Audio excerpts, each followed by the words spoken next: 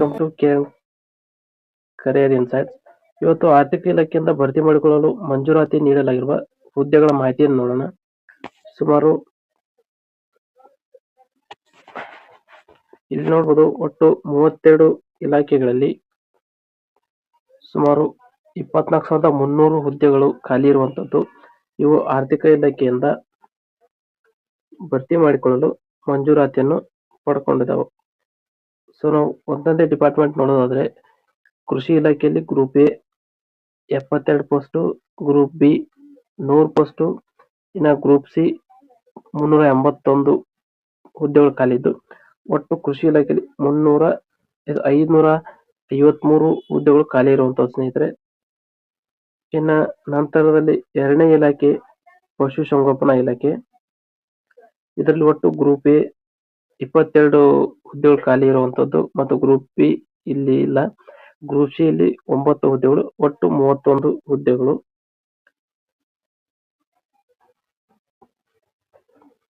ಇನ್ನು ನಂತರ ಹಿಂದುಳಿದ ವರ್ಗಗಳ ಕಲ್ಯಾಣ ಇಲಾಖೆಯಲ್ಲಿ ಗ್ರೂಪ್ ಎ 7 ಹುದ್ದೆಗಳು, ಗ್ರೂಪ್ ಬಿ ಇಲ್ಲ, ಗ್ರೂಪ್ ಸಿ ಇಲ್ಲ. ಇನ್ನ ಒಟ್ಟು 7 ಹುದ್ದೆಗಳು ಅಂದ್ರೆ ಗ್ರೂಪ್ ಎ ಹುದ್ದೆಗಳು. ಇದರಲ್ಲಿ ಹಿಂದುಳಿದ ವರ್ಗ ಕಲ್ಯಾಣ ಇಲಾಖೆಯಲ್ಲಿ 7 ಗ್ರೂಪ್ ಎ ಹುದ್ದೆಗಳು. ಇನ್ನು ನಂತರ ಸಹಕಾರ ಇಲಾಖೆಯಲ್ಲಿ ಒಟ್ಟು 10 ಗ್ರೂಪ್ ಬಿ ಹುದ್ದೆಗಳು ಇಲ್ಲಿ ನೋಡಬಹುದು. ನಂತರ ಗ್ರೂಪ್ ಸಿ 170 ಹುದ್ದೆಗಳು, ಒಟ್ಟು 180 ಹುದ್ದೆಗಳು. ನಂತರದಲ್ಲಿ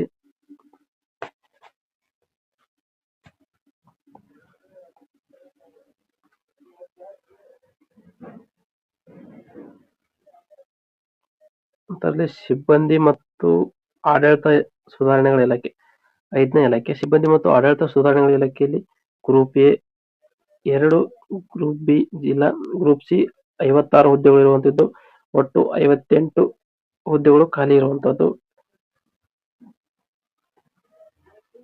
ನಂತರ ಪರಿಸರ ಮತ್ತು ಜೀವಿಶಾಸ್ತ್ರ ಇಲಾಖೆಯಲ್ಲಿ 53 ಗ್ರೂಪ್ ಬಿ ಹುದ್ದೆಗಳು, 39 ಗ್ರೂಪ್ ಸಿ ಹುದ್ದೆಗಳು, ಒಟ್ಟು 92 ಹುದ್ದೆಗಳು ಇರುವಂತದ್ದು. ಇನ್ನ ಇಂಧನ ಇಲಾಖೆಯಲ್ಲಿ ಗ್ರೂಪ್ ಎ ಇಲ್ಲ. ಇನ್ನು ಗ್ರೂಪ್ ಸಿ ನೋಡಿ, ಸುಮಾರು 2400 ಹುದ್ದೆಗಳು ಖಾಲಿ ಇರುವಂತದ್ದು.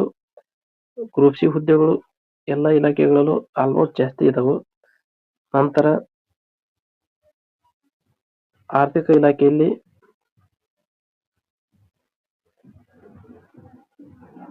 32 ಗ್ರೂಪ್ ಎ ಹುದ್ದೆಗಳು, 100 ಗ್ರೂಪ್ ಬಿ ಹುದ್ದೆಗಳು, 2111 ಗ್ರೂಪ್ ಸಿ ಹುದ್ದೆಗಳು, ಒಟ್ಟು 2743 ಹುದ್ದೆಗಳು ಆರ್ಥಿಕ ಇಲಾಖೆಯಲ್ಲಿ ಖಾಲಿ ಇರುವಂತದ್ದು.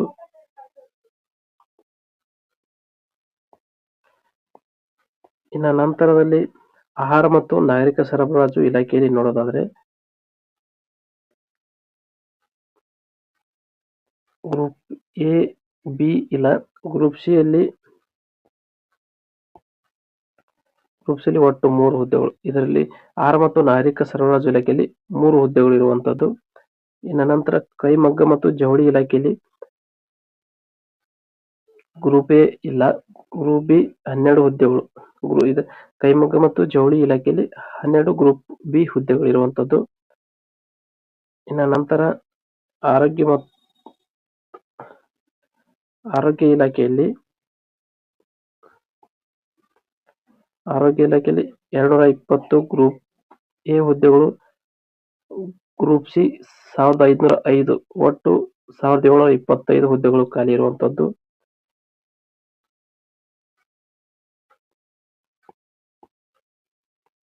ಇನ್ನು ನಂತರ ಉನ್ನತ ಶಿಕ್ಷಣ ಇಲಾಖೆಯಲ್ಲಿ 5 ಗ್ರೂಪ್ ಎ ಹುದ್ದೆಗಳು, 55 ಗ್ರೂಪ್ ಸಿ ಹುದ್ದೆಗಳು, ಒಟ್ಟು 60 ಹುದ್ದೆಗಳು ಖಾಲಿ ಇರುವಂತದ್ದು. ಇನ್ನು ಒಳಾಡಳಿತ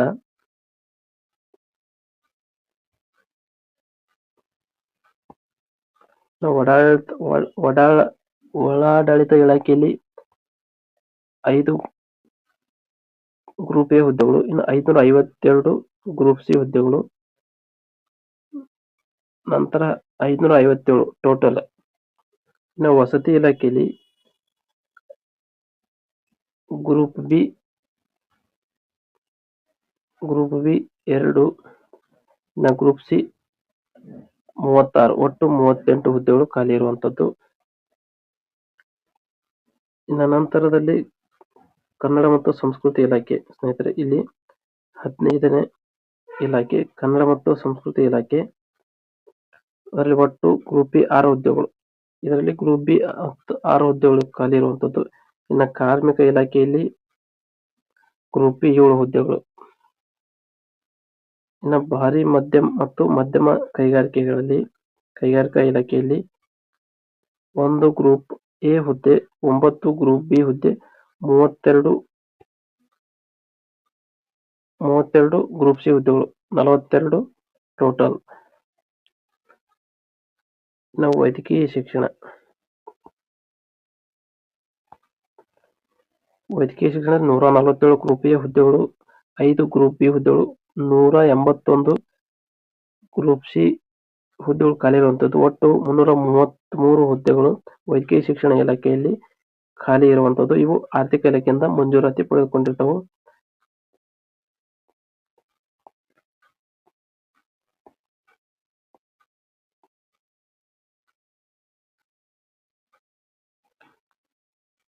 ನಂತರ ಗಣಿ ಇಲಾಖೆಯಲ್ಲಿ 18 ಗ್ರೂಪ್ ಬಿ ಹುದ್ದೆಗಳು ಖಾಲಿ ಇರುವಂತದ್ದು. ನಂತರ ಸಣ್ಣ ನೀರಾವರಿ ಇಲಾಖೆಯಲ್ಲಿ 11 ಗ್ರೂಪ್ ಬಿ ಹುದ್ದೆಗಳು, 10 ಗ್ರೂಪ್ ಸಿ ಹುದ್ದೆಗಳು ಖಾಲಿ ಇರುವಂತದ್ದು. ಒಟ್ಟು 21 ಹುದ್ದೆಗಳು ಸಣ್ಣ ನೀರಾವರಿ ಇಲಾಖೆಯಲ್ಲಿ ಖಾಲಿ ಇರುವಂತದ್ದು. ಇನ್ನು ಅಲ್ಪಸಂಖ್ಯಾತರ ಕಲ್ಯಾಣ ಇಲಾಖೆಯಲ್ಲಿ 1 ಗ್ರೂಪ್ ಎ ಹುದ್ದೆ, 166 ಗ್ರೂಪ್ ಬಿ ಹುದ್ದೆಗಳು. ಇಲ್ಲಿ ನೋಡಬಹುದು 166 ಗ್ರೂಪ್ ಬಿ ಹುದ್ದೆಗಳು, 617 ಗ್ರೂಪ್ ಸಿ ಹುದ್ದೆಗಳು. ಒಟ್ಟು 784 ಅಲ್ಪಸಂಖ್ಯಾತರ ಕಲ್ಯಾಣ ಇಲಾಖೆಯಲ್ಲಿ ಖಾಲಿ ಇರುವಂತದ್ದು. ಇನ್ನು ಕಂದಾಯ 40 ಗ್ರೂಪ್ ಬಿ ಹುದ್ದೆಗಳು, 1310 ಗ್ರೂಪ್ ಸಿ ಹುದ್ದೆಗಳು. ಒಟ್ಟು 1350 ಹುದ್ದೆಗಳು ಕಂದಾಯ ಇಲಾಖೆಯಲ್ಲಿ ಖಾಲಿ ಇರುವಂತದ್ದು. ಇನ್ನು ಗ್ರಾಮೀಣಾಭಿವೃದ್ಧಿ ಮತ್ತು ಪಂಚಾಯತ್ ರಾಜ್ ಇಲಾಖೆಯಲ್ಲಿ 20 ಗ್ರೂಪ್ ಎ ಹುದ್ದೆಗಳು, 4 ಗ್ರೂಪ್ ಬಿ ಹುದ್ದೆಗಳು, 327 ಗ್ರೂಪ್ ಸಿ ಹುದ್ದೆಗಳು. ಒಟ್ಟು 351 ಹುದ್ದೆಗಳು ಖಾಲಿ ಇರುವಂತದ್ದು.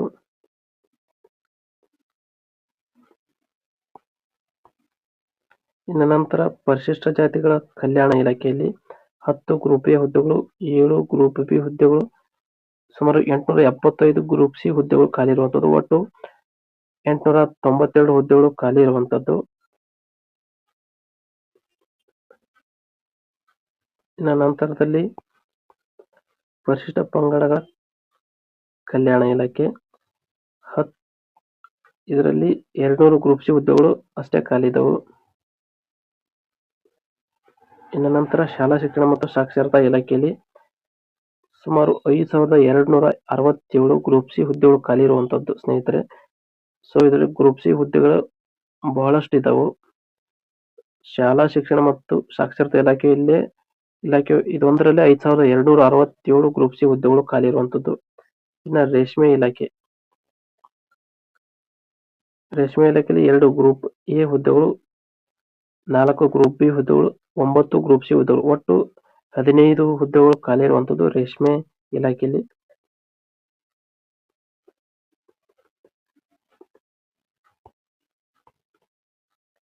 ಇನ್ನು ಪ್ರವಾಸೋದ್ಯಮ ಇಲಾಖೆಯಲ್ಲಿ 5 ಗ್ರೂಪ್ ಸಿ ಹುದ್ದೆಗಳು, ಇದರಲ್ಲಿ 5 ಗ್ರೂಪ್ ಸಿ ಹುದ್ದೆಗಳು ಮಾತ್ರ ಖಾಲಿ ಇರುವಂತದ್ದು. ಇನ್ನು ಸಾರಿಗೆ ಇಲಾಖೆಯಲ್ಲಿ 27 ಗ್ರೂಪ್ ಬಿ ಹುದ್ದೆಗಳು, 6820 ಗ್ರೂಪ್ ಸಿ ಹುದ್ದೆಗಳು. ನಂತರ ಟೋಟಲ್ 6847 ಹುದ್ದೆಗಳು ಖಾಲಿ ಇರುವಂತದ್ದು ಸಾರಿಗೆ ಇಲಾಖೆಯಲ್ಲಿ. ಇನ್ನು ನಗರಾಭಿವೃದ್ಧಿ ಇಲಾಖೆಯಲ್ಲಿ 16 ಗ್ರೂಪ್ ಎ ಹುದ್ದೆಗಳು, 28 ಗ್ರೂಪ್ ಬಿ ಹುದ್ದೆಗಳು, ಇನ್ನು 141 ಗ್ರೂಪ್ ಸಿ ಹುದ್ದೆಗಳು. ಒಟ್ಟು 185 ಹುದ್ದೆಗಳು ಖಾಲಿ ಇರುವಂತದ್ದು. ಇನ್ನು 31ನೇ ಇಲಾಖೆ ಮಹಿಳಾ ಮತ್ತು ಮಕ್ಕಳ ಅಭಿವೃದ್ಧಿ ಇಲಾಖೆಯಲ್ಲಿ 10 ಗ್ರೂಪ್ ಬಿ ಹುದ್ದೆಗಳು, 4 ಗ್ರೂಪ್ ಸಿ ಹುದ್ದೆಗಳು, 14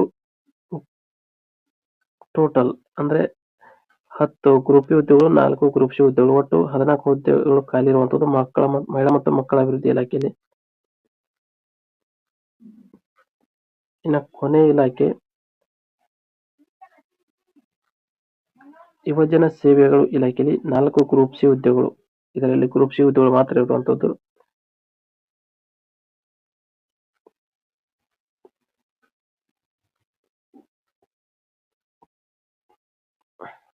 ಸೊ ಇಲ್ಲಿ ನೋಡೋದು ಒಟ್ಟು ಗ್ರೂಪ್ ಎ ಹುದ್ದೆಗಳು 562 ಖಾಲಿ ಇರುವಂತದ್ದು. ಇನ್ನು ಗ್ರೂಪ್ ಬಿ 619 ಖಾಲಿ ಇರುವಂತದ್ದು. ಇನ್ನು ಗ್ರೂಪ್ ಸಿ ಹುದ್ದೆಗಳು 23,119 ಹುದ್ದೆಗಳು ಖಾಲಿ ಇರುವಂತದ್ದು. ಒಟ್ಟು ಹುದ್ದೆಗಳು 24,300 ಹುದ್ದೆಗಳು ಖಾಲಿ ಇರುವಂತದ್ದು. ಈ ಎಲ್ಲಾ ಹುದ್ದೆಗಳು ಆರ್ಥಿಕ ಇಲಾಖೆಯಿಂದ ಭರ್ತಿ ಮಾಡಿಕೊಳ್ಳಲು ಮಂಜೂರಾತಿ ಪಡೆದಂತ ಹುದ್ದೆಗಳಾಗಿರ್ತವೆ. ಸೊ ಅದಕ್ಕಾಗಿ ಗ್ರೂಪ್ ಸಿ ಅತಿ ಹೆಚ್ಚು ಇರೋದ್ರಿಂದ ಸೊ ಅದಕ್ಕೆ ಸ್ಟಡಿ ಮಾಡೋದು ಬಹಳ ಉತ್ತಮ ಅಂತ ಹೇಳ್ಬೋದು. ಯಾಕಂದ್ರೆ ಅದು ಒಂದು ಕಮ್ಯುನಿಕೇಶನ್ ಪೇಪರ್ ಮತ್ತೆ ಒಂದು JK ಪೇಪರ್ ಇರೋದ್ರಿಂದ ಅದಕ್ಕೆ ಜಾಸ್ತಿ ಒತ್ತು ಕೊಡೋದು. ಯಾಕಂದ್ರೆ ಅತಿ ಹೆಚ್ಚು ಹುದ್ದೆಗಳು ಗ್ರೂಪ್ ಸಿ ಯಲ್ಲಿ ಇರುವುದು. ಸೊ ಇದಾಗಿತ್ತು ಇವತ್ತಿನ ಮಾಹಿತಿ. ಇದೇ ತರ ಮುಂದಿನ ಅಪ್ಡೇಟ್ಸ್ಗಳಿಗಾಗಿ ನಮ್ಮ ಚಾನಲ್ ಅನ್ನು ಸಬ್ಸ್ಕ್ರೈಬ್ ಮಾಡಿ ಮತ್ತು ಲೈಕ್ ಮಾಡಿ. Thank you for watching.